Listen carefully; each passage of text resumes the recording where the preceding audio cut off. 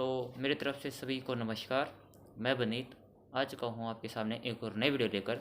तो आज की हमारी वीडियो का टॉपिक है Indian education system is a biggest scam. तो वो कैसे है वो आपको वीडियो के माध्यम से बताऊँगा। तो जितनी स्विट्ज़रलैंड की टोटल पॉपुलेशन है ना, उससे ज़्यादा इंडिया इंजीनियर्स प्रोड्यूस करता है। फिर भी रिसर्च एंड इनोवेशन के मामले में इंडिया पीछे है स्विट्ज़रलैंड से। स्विट्ज़रलैंड रिसर्च एंड इनोवेशन में नंबर 1 पर है। आज़ादी के बाद से इंडिया ने 0 नोबल लॉरेट प्रोड्यूस किया है साइंस में, जबकि यूएसए का 100+ है। तो जो और एएसआर की रिपोर्ट के हिसाब से 83% एजुकेटेड इंडियंस बेरोज़गार हैं आज की डेट में। तो मैं जो ये सब बातें कर रहा हूँ, हम ऐसे नहीं कर रहा हूँ, इनके पीछे का एक बहुत बड़ा रूट कॉज है। तो उसको जानने के लिए हमें थोड़ा पीछे जाना पड़ेगा। तो चलिए बताता हूँ मैं आपको कैसे। तो जब ब्रिटिशर्स हम पे रूल कर रहे थे तो ईस्ट इंडिया कंपनी के सामने 2 मेजर प्रॉब्लम्स थी। तो एक थी इंडियंस के साथ कम्युनिकेशन और दूसरा वर्कर्स और क्लर्क्स। ठीक, तो इनको उन्होंने सोल्व कैसे किया तो इसके लिए ब्रिटिशर्स ने इंग्लिश एजुकेशन सिस्टम ऑफ 1835 लाया।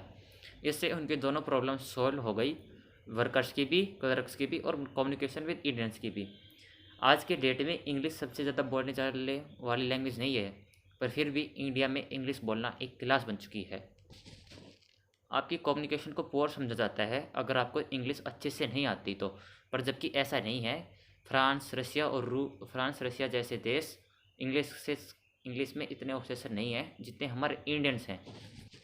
5 साल पुराना आईएएस भी आज की डेट में आउटडेटेड माना जाता है, पर इतने सालों पुराने हम इंडियन एजुकेशन सिस्टम के साथ टिके हुए हैं, जिसमें सिर्फ थोड़े बहुत बदलाव किए गए हैं। बाकी वही सेम एजुकेशन सिस्टम आज तक चला आ रहा है जो कि ब्रिटिशर्स ने हमें दिया था। हमारे एजुकेशन सिस्टम में रटने का कंपटीशन है, जो ज़्यादा रट सकता है वो ज़्यादा नंबर ले आएगा। आज के दिन भी 95% लाने वाले संस्कृत में बच्चों को संस्कृत नहीं आती, और हमारी हिस्ट्री की बुक्स इतनी मोटी हैं इसकी कोई ज़रूरत नहीं है। आज की डेट में हम लोग गूगल पर सर्च करके हम सारी इन्फॉर्मेशन ले सकते हैं और हमें उन्हें याद करने की कोई ज़रूरत नहीं है। फिर भी इतनी मोटी मोटी किताबें स्कूल्स में लगाई जा रही है। गवर्नमेंट स्कूल के हर क्लास में इंग्लिश एक सब्जेक्ट है, पर फिर भी 12 साल लगाने के बाद भी लोगों को अच्छे से इंग्लिश बोलनी नहीं आती। जबकि एक 5 साल का बच्चा अच्छे से इंग्लिश सीख जाता है क्योंकि उसको इन्वायरमेंट ऐसा मिलता है जिससे वो इंग्लिश सीखने में उसको बहुत आसानी होती है। a+b का whole square is equal to a² + b² + 2ab। इस फॉर्मूले का रियल लाइफ में यूज़ किसी को नहीं पता, ना प्रिंसिपल को, ना टीचर को, ना स्टूडेंट को। पर फिर भी अगर आप 2ab की जगह 3ab बोल देते हो तो 4 लोग हंसने वाले ज़रूर मिल जाएंगे इसके ऊपर। पर किसी को इसका रियल लाइफ में मीनिंग का नहीं पता कि इसका यूज़ हम कहाँ कर सकते हैं। किंडरगार्टन में बच्चों को सिखाने के लिए जो टेक्निक यूज़ की जाती है वो कॉलेज में रटने वाली टेक्निक से बहुत अच्छी है। आज के टाइम पे हर किसी को सेम एजुकेशन, सेम सिलेबस पढ़ाया जाता है बिना उसकी क्षमता को, और क्रिएटिविटी तक का तो दूर दूर तक कोई नामो निशान नहीं है। अगर आप हाथी, घोड़े और सभी जानवरों को एक लाइन में खड़ा कर दोगे और सबको बोलोगे कि पेड़ पर चढ़ो, तो सब नहीं चढ़ पाएंगे, और वो सब तो यही सोचेगा ना कि उनकी लाइफ में कोई महत्व नहीं है, वो सब यूजलेस हैं। पर ऐसा नहीं, क्योंकि द्रोणाचार्य ने भी पांडवों को उनकी क्षमता के अनुसार, उनकी स्किल टेस्ट के हिसाब से उनको सब सिखाया था, ना कि उन सबको एक चीज़ सिखा दी थी। हमारा करंट एजुकेशन सिस्टम तो ज़्यादा ऑप्शन ही नहीं देता। सबसे ऊपर साइंस, उसके बाद कॉमर्स और सबसे नीचे कहीं आर्ट्स मानी जाती है। और आर्ट लेने वाले बच्चे को तो आज की सोसाइटी उनको निकम्मा, निठल्ला समझती है कि उन्होंने आर्ट लिया तो ज़िंदगी में कुछ नहीं कर सकते, क्योंकि हर माँ बाप तो अपने बच्चों को इंजीनियर या डॉक्टर बनाना चाहते हैं।